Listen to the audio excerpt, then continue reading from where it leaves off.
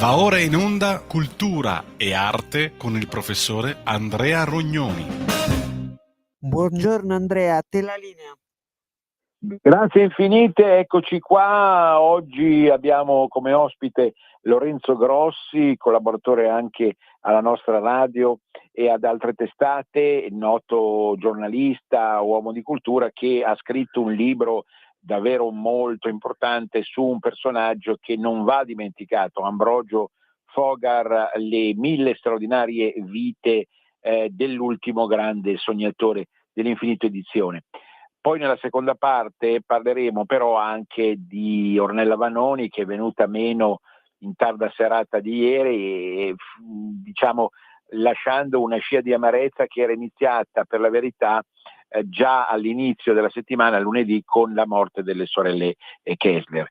Di loro parleremo anche di loro dopo, da una seconda parte tra le 12:30 e le 13, cercando di capire come poi questa immagine iconica dei gemelli e delle gemelle, ecco, di questa duplicità sia diventata importante nel terzo millennio. Capiremo perché. È un gioco di simboli, ma coi simboli forse si arriva a capire meglio la realtà rispetto alla cruda cronaca, almeno questa è l'idea che mi sono fatto studiando un po' questi incredibili specchi che ci ritroviamo di fronte nel nostro mondo. Allora, noi quindi arriviamo dopo, è ovvio, anche il commento ad una vita così straordinaria come quella di Ornella Vanoni, milanese. Lorenzo Grossi è in contatto con noi. Lorenzo, sì. Buon pomeriggio professore, buona giornata a tutti gli ascoltatori di Radio Libertà. Allora, io ho letto questo libro che è uscito da poco, di cui aveva parlato anche Sammy Varin. Oggi ci soffermiamo magari qualche minuto in più perché questo libro è uno delle pochissime pubblicazioni su un personaggio che sicuramente ha destato l'attenzione di tutti, del mondo più vicino all'esplorazione, ai viaggi, eccetera, ma anche di un mondo che si era accorto che Ambrogio Fogar aveva una marcia in più rispetto a tanti altri, e il coraggio, la determinazione, l'inventiva, l'originalità, l'estro di questo straordinario personaggio accompagnò sicuramente gli anni 70, 80, 90 fino al bruttissimo incidente e alla morte un po' prematura, devo dire, di un uomo che certo aveva, come si recita nel titolo di questo libro, Edizioni Infinito, le 1000 straordinarie vite appunto dell'ultimo grande sognatore. 1000 straordinarie vite perché appunto adesso entriamo in medias res. Allora, vediamo un po': esploratore, navigatore, giornalista, ovviamente uomo di mare nel senso più lato, ma anche di monte, perché Lorenzo, vogliamo iniziare un po' cronologicamente, anche se il libro non è solo cronologico, perché cerca poi di entrare nell'anima del personaggio con grande sagacia. Allora, vediamo però subito, perché lui aveva un amore anche montano, no? I primi capitoli sono dedicati alla Val d'Ossola e alle Alpi. Cosa combinò il giovanissimo Ambrogio Fogar? Tra l'altro è un cognome di origine triestina, mi sembra, ma lui era nato a Milano e a Milano aveva covato i suoi sogni. La parola a Lorenzo.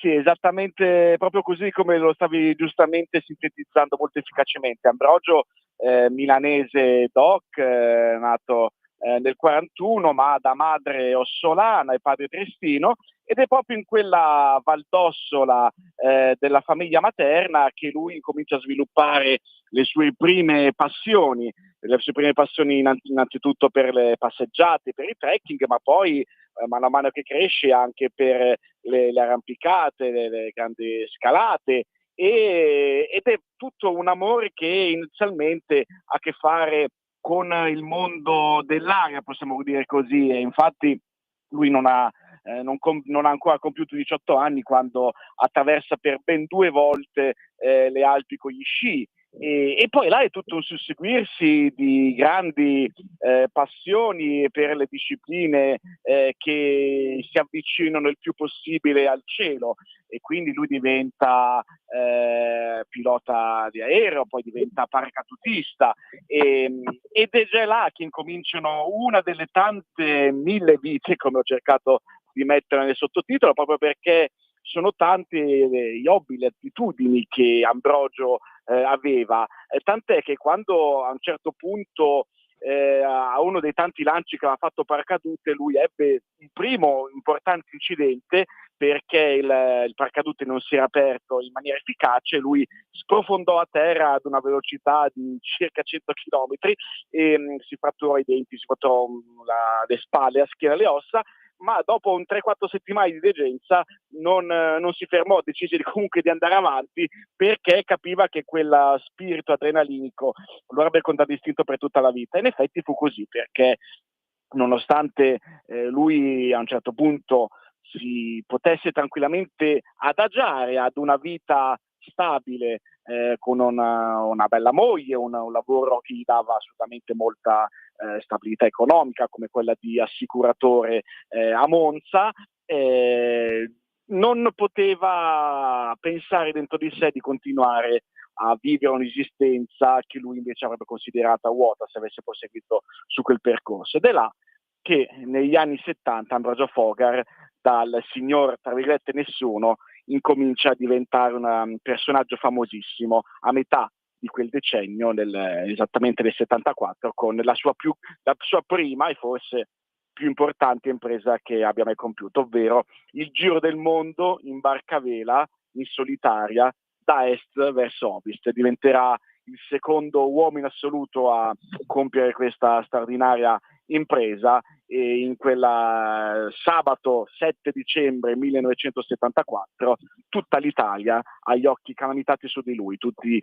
i telegiornali, i programmi televisivi, la domenica sportiva dell'epoca aprì addirittura con ben 17 minuti dedicati a queste imprese, tutti i giornali, radio e televisioni non potevano fare altro che avere a che fare con un personaggio molto speciale, molto particolare anche nel suo aspetto, nella sua comunicazione, nella sua dialettica, ed è là che Ambrogio Fogar incominciò a scrivere una storia importante dell'Italia del secondo Novecento. Ecco, un capitolo si intitola Uno straordinario 1965. Siccome sono passati esattamente 50 anni, per la verità 20 anni dalla morte, adesso poi ci ritorneremo perché purtroppo Ambrogio è morto prematuramente nel 2005, però nel 75, 50 anni fa, fu un anno eccezionale, no? Per quale motivo, Lorenzo? È un anno eccezionale perché lui è appena ritornato in Italia, è appena sbarcato in quel comune di 5.000 abitanti in provincia di Grosseto, Castiglioni della Pescaia, che l'aveva accolto con più di 40.000 persone, e con l'anno nuovo, con il 75, Ambrogio veramente viene chiamato a parlare in tantissimi posti, in tantissimi ambiti, in conferenze, nelle scuole, in moltissimi ambiti professionali, viene nominato commendatore dall'allora Presidente della Repubblica Leone, il Papa Paolo VI nell'anno santo, nell'anno del Giubileo, lo ospita, lo accoglie in Piazza San Pietro, dove addirittura c'è questa scena fotografata del pontefice che benedice il Surprise, la barca a vela che aveva accompagnato Ambrogio Fogar per 13 lunghi mesi.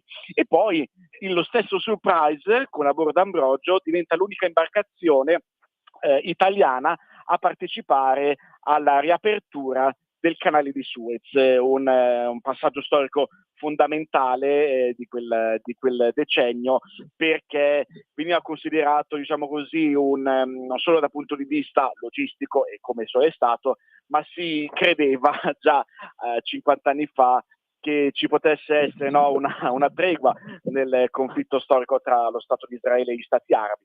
Purtroppo questo abbiamo visto che nel futuro così non è stato, ma Ambrogio veramente, se ci fosse stata una rivista italiana come il Time, l'avrebbe sicuramente accreditato come l'uomo dell'anno, perché aveva calamitato l'attenzione, la passione di migliaia, di milioni italiani che avevano colto in lui, quindi non soltanto nel personaggio in sé, che comunque era molto affascinante, con questi baffoni, con questa R moscia classica milanese, proprio anzola, quel borghesotto molto spavaldo, molto ganassa, che si presentava davanti alle telecamere, ma era il grande spirito, il grande simbolo di libertà, di poter superare gli ostacoli, i limiti che aveva affascinato una popolazione. E quindi quel 75 è la consacrazione di un ragazzo normale che aveva 34 anni e che però aveva avuto il merito di credere nei propri sogni, no? Appunto, l'ultimo grande sognatore, quei sogni che forse molti di noi potrebbero avere da bambino, che magari non è per forza coincidente con un giro del mondo in barca a vela da solo, ma qualcosa comunque di grande, qualcosa di spettacolare che lui è riuscito a concretizzare e che a quel punto voleva che non si fermasse, voleva proseguire con questa sua opera, diciamo così, di cercare di far sognare anche gli altri, non solo se stesso. Ecco, perché tu scrivi una fama difficile da gestire? Quali problemi si crearono nella vita pubblica di Ambrogio a questo punto? Ma Ambrogio Fogar, che sicuramente è stato un uomo geniale, un uomo straordinario, ma come tutti gli uomini umani, quindi aveva dei difetti e sicuramente ha commesso degli errori. In particolar modo, nel capitolo che tu citi, la fama difficile da gestire, da amministrare una volta tornato sulla terraferma è quella molto banalmente della popolarità, e quindi anche il fatto di affidarsi a persone che lo circondavano, non tutte delle quali sono riuscite ad aiutarlo nella maniera giusta. In particolar modo ci fu un episodio certamente molto spiacevole che lo coinvolse, per il quale dovette chiedere scusa, ovvero il fatto che una volta tornato in Italia lui si mise a scrivere il racconto del suo giro del mondo. Il suo libro si intitolò 400 giorni intorno al mondo, pubblicato dalla Rizzoli, ma venne scoperto verso la fine del 75, inizio del 76, che un capitolo intero, quello riguardante la tempesta in Australia, era stato copiato pari pari, parola per parola, da un'altra autobiografia che era stata pubblicata da un velista inglese. E questa cosa qua certamente non lo fece, gli fece crollare un po' di credibilità, perché a quel punto diceva, vabbè, ma come? Ma se tu hai vissuto un'emozione così forte, un'avventura così importante, che bisogno c'era di andare a ripescare un vecchio libro per descrivere senza parole tue una tempesta che avevi vissuto tu? C'è qualcosa che non va evidentemente, forse sei una persona che tendi a imbrogliare, a fare un po' il furbetto, e da questo punto di vista lui ci volle un po' di tempo per cercare di recuperare e acquistare quella credibilità che aveva con molta difficoltà guadagnato fino a pochi mesi prima. E questo poi è uno dei primi, diciamo così, ostacoli alla sua immagine pubblica, che poi incominciò a coinvolgerlo molto più duramente qualche anno dopo, nel 78, con quello che poi diventò l'episodio forse più sofferto della sua storia. Già, quindi nasce l'amicizia un po' controversa con Mauro Mancini, e a un certo punto l'oggetto simbolico, no? Oggi parliamo molto di simboli, l'oggetto simbolico che emerge in maniera clamorosa è una zattera. Perché una zattera? Cosa succede esattamente, Lorenzo? Succede che Ambrogio Fogar e Mauro Mancini si ritrovano insieme sullo Surprise, sulla barca a vela che aveva accompagnato Ambrogio, perché Mauro Mancini, grande giornalista e scrittore toscano, aveva come obiettivo quello di vedere da vicino, di persona, come Ambrogio Fogar avrebbe accompagnato il suo viaggio, visto che c'erano state tutte queste polemiche descritte poc'anzi. Allora i due si ritrovano in mezzo all'Atlantico, dall'Argentina verso la Terra del Fuoco, ma proprio in mezzo all'oceano il Surprise viene colpito da un attacco di orche e affonda nel giro di pochi minuti.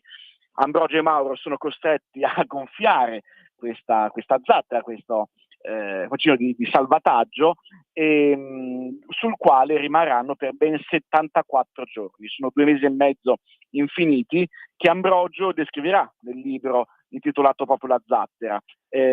Loro ormai i due sono convinti che per loro la vita sta per terminare, perché non sono da soli, non passa nemmeno una sola imbarcazione che può in qualche modo osservarli e salvarli, ed è là che si scambiano messaggi di affetto, anche lettere che poi verranno rinvenute qualche anno più tardi, in cui si racconta della vita, della morte, dei sogni che hanno vissuto, di quelli che vivranno, dei loro affetti più cari. E fatto sta che invece proprio allo stremo delle forze i due verranno salvati da un mercantile greco che passava di là per caso, ma purtroppo la storia e il destino non sarà lo stesso per entrambi. Se Ambrogio riuscirà a sopravvivere anche per via di una scorza fisica certamente più importante, visto che era uno che si allenava molto spesso, per Mancini invece non sarà così, e anche qua incominceranno a scatenarsi diverse polemiche. Le persone più generose descriveranno Ambrogio Fogar come una persona superficiale ed egoista, mentre invece coloro che gli volevano più male, i detrattori più feroci, lo descrissero come sostanzialmente un assassino e addirittura un cannibale. Ecco, questo è anche un'altra gestione, no, dell'immagine pubblica che Ambrogio ha avuto a che fare. Mi ricordo perfettamente quegli amarissimi giorni di fine anni 70. Io ero un ragazzo, avevo 22 anni, veramente sono cose che ti rimangono impresse, perché diciamo in un clima che era ancora molto provinciale in Italia per tanti motivi, tra l'altro sovrastato dagli anni di piombo, quindi da problemi molto diversi. Questa vicenda ci colpì noi giovani tantissimo, tantissimo, e Ambrogio Fogar divenne l'uomo più discusso del momento, ecco, sui rotocalchi, tutte le riviste possibili e immaginabili. Ma non è finita. Io penso che quando ha cantato Vasco Rosso Voglio una vita piena di guai, non avrebbe neanche riuscito, non sarebbe mai riuscito a immaginare una vita così come quella di Fogar, perché più piena di guai di questa non ce n'è. E nasce un'altra sfida, un'altra storia nel corso degli anni '80, tra processi, tra l'altro di stampa e TV, un capitolo dedicato proprio a questi processi sommari, no? Che tipici proprio di una mentalità italiana che vuole passare all'agonia, per invidia, soprattutto i personaggi più noti. Sì, esatto, Ambrogio Fogar evidentemente ha accomunato a molti altri personaggi che sono stati divisivi, che proprio per la loro esposizione pubblica e proprio per un messaggio che hanno voluto lanciare di positività, e in qualche modo è stato anche lui colpito dall'invidia e dalla cattiveria. E questi processi sono veramente proseguiti per diversi anni, anche dopo quel naufragio e dopo l'episodio della Zattera, perché qualcuno forse non vedeva l'ora di poterlo colpire, no, dal basso, e quindi è stato anche per questo motivo che Ambrogio a un certo punto ha detto: va bene, forse con il mare, con l'oceano, con la barca a vela è meglio che la smetta per un po', perlomeno, comunque forse del tutto, e possa ritornare al mio stato, diciamo così, originario della passione, ovvero quella delle montagne e del ghiaccio. È da là che all'inizio degli anni '80, per 3-4 anni, incomincia ad allenarsi seriamente per puntare a un obiettivo molto importante, molto concreto, al limite dell'impossibile anche quello, ovvero la passeggiata verso il Polo Nord. E là non sarà da solo, come invece lui era sempre stato in precedenza, ma sarà accompagnato da un cane che negli anni '80 diventò molto famoso anche dal punto di vista pubblicitario e televisivo. Stiamo parlando chiaramente di Armaduke, questo cane husky che dal confine con il Canada lo accompagnò con una slitta verso l'impossibile. Ma naturalmente ormai il destino di Ambrogio era segnato. Le polemiche lo dovevano sempre colpire in qualche modo, lo colpissero nel giro del mondo, lo colpissero nella situazione con Mauro Mancini e lo colpissero ovviamente anche là, per vari motivi che lascerò evidentemente agli ascoltatori, se saranno curiosi di leggere, perché anche là vedrete come la strumentalizzazione e la cattiveria gratuita nei confronti di un viaggio che doveva essere soltanto bianco, riuscirono a sporcare anche quel bianco là, e quindi a quel punto Ambrogio dice basta con le avventure, cambio nuovamente vita, un'altra delle 1000 vite che ho cercato di descrivere in questo libro di appena 200 pagine. Guarda, ci sono stati, perché insomma io comincio ad avere una certa età, 2 cani famosissimi negli ultimi 60 anni e 70 anni, e sono Laika, che fu mandato nello spazio, e Armaduke. Nessuno ha eguagliato quella fama, nel bene e nel male. E per noi sono rimasti degli eroi, degli animali eroi, anche se non siamo animalisti, magari per vocazione, per tanti motivi, non nel senso che non vogliamo esserlo, però ovviamente non abbiamo quella specifica passione. Ma quei 2 cani lì, Laika e Armaduke, hanno superato la barriera del suono, sono immortali, sì, veramente. È vero. No? Sì, è vero. Evidentemente è anche questa poi strana accoppiata uomo-cane, diciamo così, che tra l'altro dopo quelle imprese del Polo Nord venne portata in giro per tutta Italia. C'è questa immagine, no, di Enzo Tortora che nel suo Portobello ospita Ambrogio Fogar e Armaduke, e quindi insomma tra il fatto che in quella trasmissione, no, ovviamente il genere animalesco era molto importante per lo stesso Portobello, ecco là si coinvolse veramente una coppiata, anzi un gruppo composto da 2 persone e 2 animali, che fu veramente molto divertente e popolare, ecco. Però insomma per Ambrogio evidentemente quel sapore del palcoscenico televisivo evidentemente lo stava affascinando ancora di più, tant'è che decide di lasciare un attimo da perdere le imprese e diventare, tra le tante cose, anche conduttore televisivo, conduttore di una trasmissione, di un genere televisivo che in Italia non esisteva ancora, perché il genere documentaristico sì, in qualche modo era già presente, in qualche modo con il grande Piero Angela, con Quark, ma con il conduttore che poi si trasformava in inviato sul posto per far vedere agli spettatori i posti più belli, più remoti del pianeta Terra, con quella sua racconto molto affabile, affascinante, come aveva sempre dimostrato anche nei libri e nelle interviste. Ecco, fu qualcosa di sensazionale in quella Fininvest, che poi è diventata Mediaset, d'inizio anni 80, che era piena soprattutto di telequiz, serie TV, film, partite di calcio, e ecco che entra per la prima volta in scena per il Biscione il mondo dell'informazione, che ancora non si era strutturato, ma che con Ambrogio Fogar aveva cominciato a delinearsi, soprattutto cercando di catturare quel pubblico giovane a cui Ambrogio era sempre rimasto affascinato fino all'ultimo minuto della sua vita. Certamente. Arriviamo all'episodio decisivo, tristissimo, traumatico, che fa da pendant alla zattera, ed è quella maledetta pietra del deserto. No? Lui comincia ad andare avanti con l'età, ma vuole sfidare, si pone un altro obiettivo, ma c'è un inciampo che purtroppo gli crea un destino maledetto. Sì, esattamente così.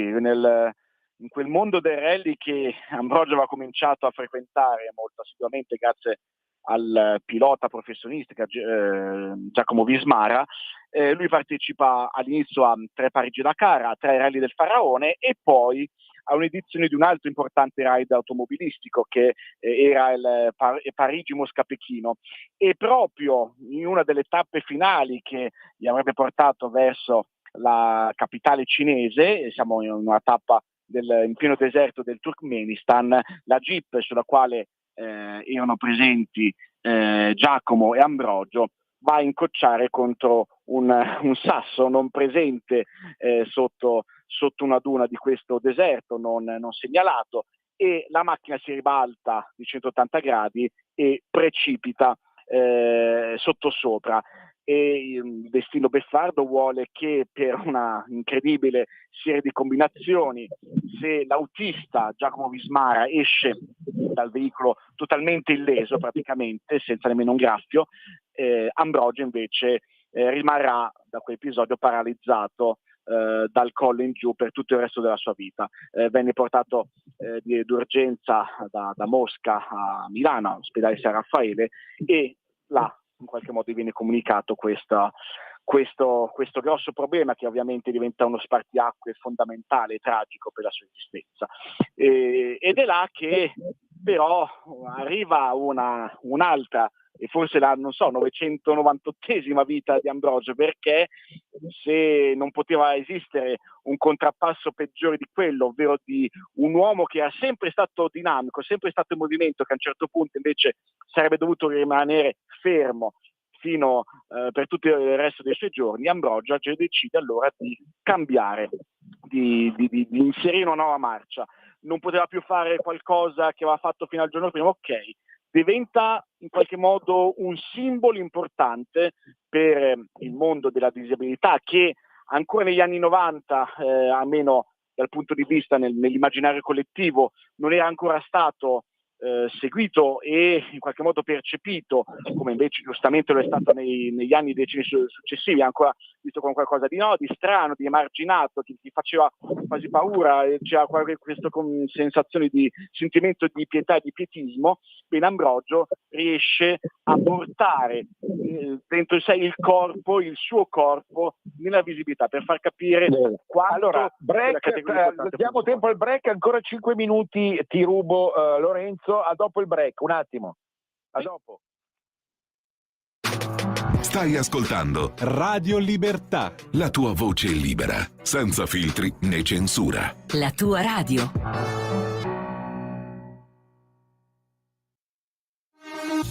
Porta con te ovunque Radio Libertà. Scarica la app per smartphone o tablet dal tuo store o dal sito radiolibertà.net. Cosa aspetti? Ogni giorno migliaia di notizie ci raccontano i fatti che accadono in Italia e ogni giorno c'è una voce fuori dal coro. Quotidiano di Sicilia, il quotidiano d'Italia. L'informazione che ribalta i luoghi comuni, una vera visione dei fatti. L'Italia vista da sud. Ogni siciliano che vive in Italia e nel mondo è una risorsa, è protagonista della crescita della nostra nazione. Dai forza alla crescita della nostra isola, abbonandoti al QDS digitale più archivio a soli 99 euro annui. Quotidiano di Sicilia, il quotidiano d'Italia, una scelta di valore. Un nuovo modo per sostenere la tua radio. Visita radiolibertà.net. Ti basta un click e potrai versare il tuo contributo volontario direttamente online. Potrai donare con ogni tipo di carta di credito, anche prepagata. Ti aspettiamo online Su radiolibertà.net. Sostieni la tua radio con il tuo contributo volontario. Radio Libertà. La tua radio. Diamo voce alla nostra gente. Per la tua pubblicità visita il sito radiolibertà.net. Di nuovo a voi la linea. Grazie. Allora, io ti confesso, Lorenzo, confesso a tutti gli ascoltatori che quando vidi quella telecamera sulla quell'imbarcazione, non sono molto esperto di navigazione, anche se ho sempre seguito tutte le varie vicende, quando lo vidi là a riverso, no, in uno stato catalettico, no, e ancora su quella barca per varcare il mare, io piango ancora oggi, perché questo è un eroe, Lorenzo, è un eroe con la E maiuscola, no? Quindi sono cose che superano la nostra immaginazione. E tu l'hai raccontato benissimo in Io resisto nonostante tutto, in barba a tutte le male lingue che mi vogliono distruggere, guardate chi sono veramente, ecco, e tu ce lo spieghi molto bene. Dai, concludiamo, a te le ultime parole. Ma guarda, hai perfettamente ricordato quello che è stato uno delle tante immagini degli ultimi 13 anni di Ambrogio Fogar.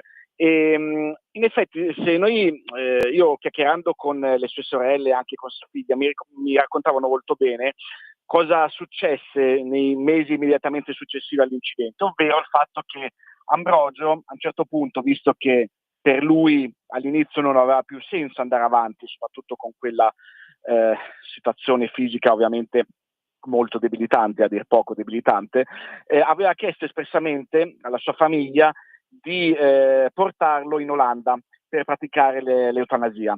E tra l'altro, insomma, come vedete, poi il dibattito sul fine vita, come penso parlerai tra poco a proposito delle gemelle Kessler, è sempre attuale, no? E a un certo punto Ambrogio viene convinto però dai suoi familiari più stretti ad andare avanti, perché lui avrebbe potuto portare non solo nel loro confronto, ovviamente, che era l'aspetto più importante, più privato, ma anche dal punto di vista pubblico un messaggio di forza importantissimo. Sarebbe diventato un esempio straordinario di come si potesse comunque andare avanti a vivere nonostante tutte le enormi, le incredibili difficoltà, ostacoli che ogni giorno a tutti noi, no, l'esistenza ci propone. E quindi ecco, se c'è proprio questa immagine di Ambrogio che poi a un certo punto riprende a fare un viaggio in barca vera, perché ci tenevano a portare un messaggio di speranza, si chiama proprio così, il viaggio della speranza, anche a favore di tutte le persone con disabilità, per raccogliere fondi a loro sostegno. Lui da Genova a Trieste attraversò tutto il nostro paese per fare una serie di tappe, di conferenze, per dimostrare quanto lui riuscisse ancora a vivere, nonostante lui facesse molta fatica a parlare, perché ogni 6 secondi doveva interrompersi e prendere un lunghissimo respiro per poi riformulare altre parole. Però Ambrogio è sempre stato quello. Lui se n'è andato a 64 anni d'età, ma in realtà anche se sono passati 20 anni dalla sua morte e 33 da quel terribile incidente, ecco, io ancora oggi faccio fatica ad immaginare un Ambrogio Fogar fermo, perché ha vissuto così tante belle e meravigliose vite che credo che sia impossibile pensare che sia morto del tutto. Assolutamente. Allora, subito in libreria, questo è un libro Strenna, anche se si presenta, devo dire, in forma umile, proprio perché gli omaggi ai grandi devono essere fatti con modestia, e Lorenzo Grossi ha eseguito quasi questo dovere, perché era un dovere nei confronti di un personaggio del genere. Le 1000 straordinarie vite dell'ultimo grande sognatore, infinito edizioni. È un libro che costa soltanto 18 euro e che permette di rivivere quasi minuto dopo minuto, no? Ecco, tutto Ambrogio minuto dopo minuto, e con quell'intensità, con quella profondità e con la straordinaria voglia di capire e vedere il mondo che io già citavo in una mia trasmissione dedicata agli esploratori padani, da Cristoforo Colombo ad Ambrogio Fogar. Grazie ancora, e a risentirci presto, ovviamente sempre magari con la volontà di approfondire altri personaggi straordinari come questo. Grazie, a risentirci. Sono io che ringrazio te, Andrea, e tutti quanti voi ascoltatori. Un buon proseguimento di giornata. Benissimo. Allora adesso ci tocca parlare di Ornella Vanoni. La notizia è trapelata durante la notte. Se ne va un'altra grande protagonista degli anni d'oro della musica leggera, tra l'altro alla fine di una settimana che è stata funesta, iniziata con le gemelle Kessler, sulle quali adesso ritorniamo, ma ritorneremo anche lunedì. E probabilmente ritorneremo anche su Ornella Vanoni, perché il tempo è tiranno e sempre è brutto parlare in pochi minuti di personaggi, avete visto anche con Fogar, di personaggi di tale spessore. Ornella Vanoni è stata tra le maggiori cantanti padane italiane, lombarde padane italiane del XX secolo e dei primi anni del nuovo millennio. Milanese doc, si accorse ben presto di avere delle doti straordinarie, e il destino di estetista che qualcuno gli aveva suggerito va in frantumi. A noi piace ricordarla soprattutto nelle canzoni della Mala, col suo capolavoro che secondo me è appunto Mamì, 40 di 40 notti e via dicendo, la sapete meglio di me. Ebbene, quella canzone secondo me è l'inno del leghismo 1.0, un leghismo che è sicuramente votato alla libertà dei popoli, ma nella fattispecie di un popolo appunto che aveva sofferto durante la guerra delle vicende inenarrabili, e che scopriva in qualche modo un coraggio straordinario. Quella canzone che è in lingua milanese è un must assoluto, di fronte al quale, assieme ad altre canzoni della Mala, Ornella Vanoni, man mano che cresce di età, prende coscienza delle proprie grandi possibilità, abbandona per andare su canzoni che fanno epoca sicuramente, Senza fine, L'appuntamento. Sono canzoni cantate da attrice, secondo me, perché aveva anche sicuramente Ornella Vanoni delle grandissime doti di attrice, per quel tipo di viso, di fisionomia, di movimento molto diverso da altre cantanti che pur concorrevano rispetto a lei al momento negli anni 60, 70, 80 con lei proprio in questa scalata inesorabile verso il successo. Diciamo che il profilo che si era creata Ornella Vanoni era quella di una donna più raccolta, introversa, malinconica, molto malinconica rispetto alle altre cantanti italiane, e questo le creava un alone anche, dobbiamo dire tutte le cose, le diciamo subito perché non c'è senso e bisogno di aspettare, una fama di antipatica che non le competeva nella realtà, e che comunque dal punto di vista dei suoi ammiratori costituiva un altro elemento di fascino e di differenza rispetto ad altre persone che magari più affabili, più istintivamente simpatiche, riuscivano a catturare però un altro tipo di pubblico. Questo profilo cresce col tempo, la malinconia diventa quasi una sfida, no? Con le canzoni degli anni 90 che sono legate anche un po' alla bossa nova, alla musica portoghese, alle sue amicizie e alle sue conoscenze, anche se poi l'amico di sempre, o dopo una breve vicenda amorosa, rimane Gino Paoli, nato tra l'altro nei suoi stessi giorni, tuttora vivente, che è un altro personaggio che assomiglia a Ornella Vanoni proprio nello spessore della malinconia e di questo strano rapporto tra simpatia e antipatia che fa il destino di ciascuno di noi. Allora Ornella poi, come sapete, è diventata un ospite fissa anche di alcune trasmissioni, ha negli ultimi 20 anni abbandonato quell'aura un po' troppo sofisticata, questo sul piano umano, ma è andata avanti naturalmente con successi straordinari che la fanno un'interprete europea sicuramente sotto tutti i punti di vista. Ornella Vanoni comunque, questo è molto importante, l'ho fatto capire prima, non può essere discinta dal suo timbro identitario, che è molto forte, è un timbro ambrosiano, un timbro lombardo, un timbro padano, e con tutto questo, a partire dal cognome naturalmente, se lo è trascinato nel bene e nel male, nel bene per gli ammiratori, nel male per l'altra categoria, che sicuramente faceva il personaggio sotto tutti i punti di vista. Io me la ricordo anche attrice, ecco perché parlavo di doti attoriali, in una straordinaria versione televisiva del Mulino del Po, dove lei faceva la parte della popolana.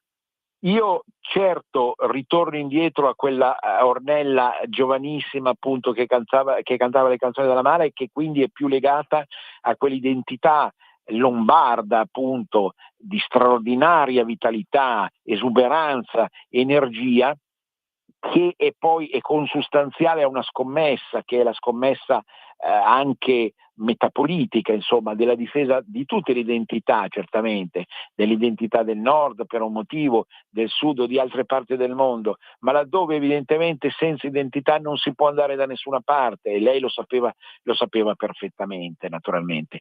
E tutto questo ci riconduce appunto a quel coraggio, a quella voglia di resistere, a quella voglia di controbattere i rischi di occupazioni straniere, forestiere, mentalmente, ideologicamente, religiosamente diverse dalle nostre, che non permettono in qualche modo di esercitare fino in fondo la nostra autentica libertà. E mi fermo qui. Altri spunti, perché di fronte a personaggi del genere bisogna sempre dilazionare i propri commenti, potrebbero arrivare lunedì. Qui però ci troviamo di fronte, e il tempo tiranno avanza, cerchiamo di riassumere a un'altra grossa questione che è, come già citava il nostro Lorenzo, che è quello della morte incredibile delle gemelle Kessler.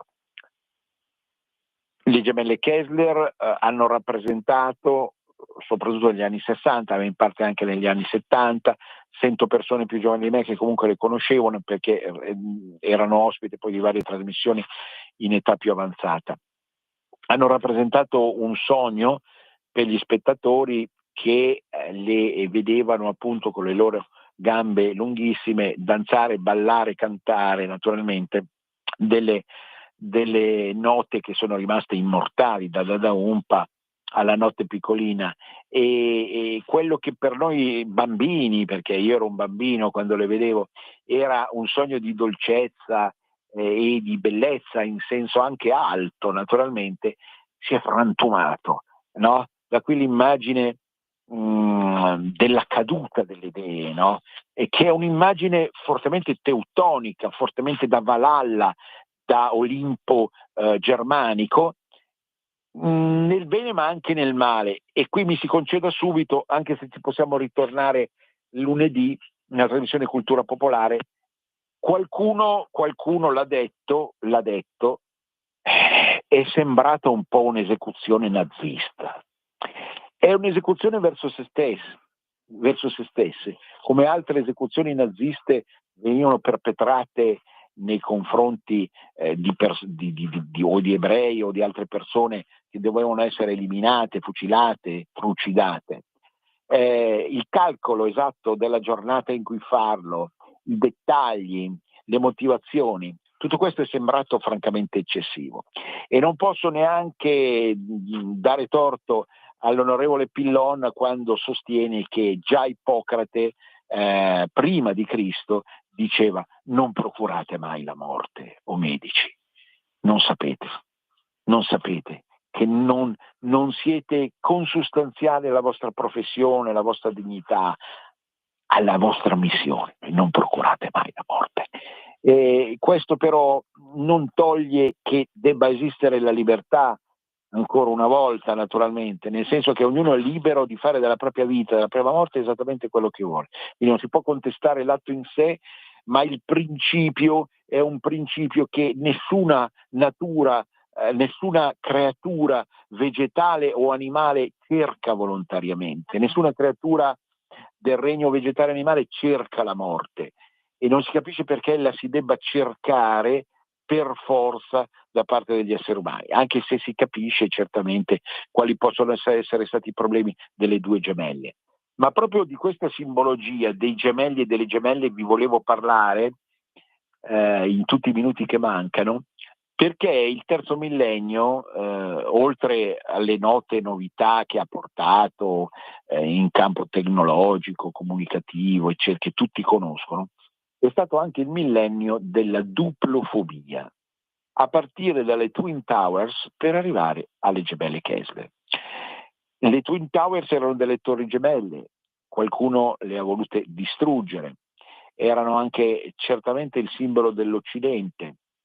Perché l'Occidente ha così a che fare con i gemelli? Perché l'Occidente è libero, è orgoglioso della propria libertà e si permette di presentarsi in versione plurale, certamente, perlomeno duplice naturalmente, perché il duplo vale anche qui anche per pluralità, non per doppiezza in senso negativo, ma nel terzo millennio questa duplicità è stata vista appunto soltanto come doppiezza, e per esempio gli attentatori delle Twin Towers non potevano accettare il fatto di distruggere solo una delle torri, ma tutte e due le Twin Towers. raderle al suolo. Io avevo dedicato subito dopo quella trasmissione, appunto, che certamente spiegava come il mondo economico, commerciale e finanziario dell'Occidente fosse odiato al punto appunto da radere al suolo. Ma questa questione dei gemelli è andata avanti con i bronzi di Riace. Ora si scopre che i bronzi di Riace non erano 2 ma forse 3. Ecco perché parlo di duplofobia. Il nuovo millennio è duplofobo perché non riesce più a accettare la duplicità e la pluralità della realtà.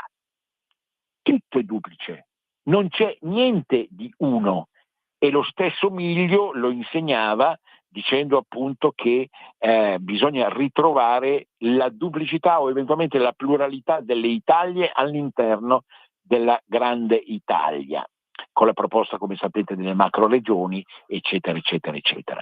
Questo non indebolisce il corpo intero di cui si sta parlando, ma lo rafforza perché si riconosce in esso la sostanza duplicata e pluralizzata in forme diverse, ma che comunque convergono alla fine in un'unica realtà. E che dire dei 2 papi? I 2 papi sono stati un esempio perfetto di duplomania o di duplofobia. Soltanto alla fine del 22 morirà Papa Ratzinger, Benedetto XVI, e per tutti i lunghi anni della copresenza al pontificato, al di là del Tevere appunto, e del pontificato romano, ecco che nessuno ha pensato che il Papa fosse uno solo, ma pur sapendo che i papi erano 2 molto diversi l'uno dall'altro, si preferiva l'uno o l'altro, naturalmente. Da queste stesse onde, giustamente secondo la mia valutazione, ma ingiustamente secondo altri, appunto, si pensava che l'unico Papa fosse Benedetto XVI. Gli altri ribadivano: ma no, quello è uno che ha tradito, stravecchio, oramai non conta più niente, conta soltanto Bergoglio, che è vicino al pueblo, che sa e conosce i gusti del XXI secolo, i gusti reali e gli orientamenti che si devono tenere. E quindi anche questo fu un atto duplofobico, cioè la non sopportazione che fossero 2, capite? E che cosa dire del Covid? La simbologia è la scienza più profonda dell'universo. Chi sa decriptare i simboli capisce il senso ultimo del nostro destino, ricordatelo. E che dire del Covid? I 2 polmoni, non un polmone solo, o diciamo un polmone che lavorava meglio dell'altro, o ancora, come si è visto nel caso di Beppe Visicchio anche ultimamente, quella maledetta interstizialità, cioè appunto il male che riesce a incunearsi fra i 2 polmoni, e quindi la necessità in qualche modo di operare farmaceuticamente o addirittura chirurgicamente o con altri mezzi e altre forme, in modo tale da riuscire a superare questa duplicità. Sono elementi che hanno caratterizzato questi 25 anni fino al suicidio incredibile delle gemelle Kessler, che hanno fatto piombare nel baratro, nel tunnel ignominioso della morte, quello che era più vita, era più voglia di vivere, di amare, tipica degli anni 60, della nostra infanzia, della nostra giovinezza, di quello che noi abbiamo lasciato alle spalle. E ancora una volta la duplofobia vince, perché la vita è così bella quando è bella, direbbe Manzoni, è così brutta, tetra, ignobile, bastarda, puttana, fino in fondo, quando ne scopriamo i lati peggiori, quando ne scopriamo la vocazione alla morte, l'impossibilità di reggere alla vita stessa. Certo, dice qualcuno, come poteva una gemella reggere al fatto che l'altra gemella non esistesse più? Se una delle 2 geminianità era consustanziata all'altra, erano 2 elementi di osmosi assoluta naturalmente, però la risposta è che anche questa può essere paradossalmente una prova della vita, né più né meno del rapporto di coppia, dove evidentemente ci si trova a perdere a un certo punto della vita, in età avanzata, ma talvolta anche in età giovanile, la persona con cui si è vissuto, e quindi questa storia delle anime gemelle, appunto si dice, va a infrangersi contro la barbarie del destino, di una volontà proterva che non vuole la nostra felicità, che crea le premesse per il dolore e la sofferenza, già, ma il dolore e la sofferenza sono poi, se vogliamo, la sfida più alta dell'uomo. Lo so che è facile dire, lo so che qualcuno di voi dice prova te ad essere in fin di vita, prova te a dover soffrire la morte di qualcuno, prova te a dover pensare che non abbia più senso la propria esistenza. Certo, ma anche questo fa parte del destino umano, anche questo fa parte di quello che noi dobbiamo sopportare per riuscire a capire la vita stessa, il senso della vita, delle cose. In fondo cos'è la religione se non questo, più intimamente ancora di una preghiera o di un rapporto con un essere superiore, è capire il senso della nostra sofferenza, del nostro dolore, che può essere enorme, immane, appunto. Prima parlavamo di Fogar e di quello che ha sofferto quando quella pietra maledetta, appunto, lo ha immobilizzato, lo ha distrutto, ma lui vinse per esempio la tentazione dell'eutanasia e si spense in altro modo. Sono questioni enormi, grandissime naturalmente, che noi facciamo fatica a perseguire con calma, con pazienza, perché ci nasce la risposta di pancia, no? Da questo punto di vista. E allora per oggi chiudiamo qui, casomai riprendiamo lunedì su questi argomenti e su altri naturalmente. La duplofobia continuerà, perché questo millennio vuole in qualche modo provare che cosa esiste al di là del doppio, il Doppelgänger, dicevano appunto i grandi filosofi tedeschi, no? L'alter ego, il sosia, quello che ci insegna che senza la sfida con un altro sé che è simile, non uguale ma molto simile, noi non possiamo intendere il senso ultimo delle cose, la decifrazione di una realtà che si propone di per sé stessa, doppia e estremamente complessa. Grazie di avermi ascoltato, grazie alla regista Natalia, a risentirci. Venezia risorga Venezia per sempre, a risentirci. Avete ascoltato Cultura e Arte